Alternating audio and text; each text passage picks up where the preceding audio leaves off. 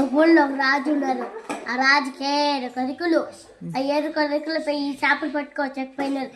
అప్పుడు ఒక చేప మాట వెళ్ళే చేప ఎందుకన్నావు ఎండలేరు అని చెప్పింది. కుసుమప్పు అడ్డం వచ్చింది ఎండలేరు. కుసుమప్పు ఎందుకు అడ్డం వచ్చిందావు అని చెప్పింది. ఆవు నన్ను మేళ ఎందుకు అడ్డం వచ్చింది నన్ను అని చెప్పింది. ఆవు ఎందుకు అడ్డం వచ్చావు అని చెప్పింది. చిన్నోడు నన్ను మేపిలేడు అందుకు అడ్డం వచ్చాను అని చెప్పింది. చిన్నోడు ఎందుకు అడ్డం వచ్చావు చెప్పింది. అమ్మ నాకు భూ పట్టలేదు అందుకు చేశాను. అమ్మ ఎందుకు చిన్న భూ పట్టలేదు చిన్నోడు ఎందుకెట్టున్నావు అని చెప్పింది. నన్ను సీమ కొట్టింది నేను నేర్చుకుంటా ఉంటాను.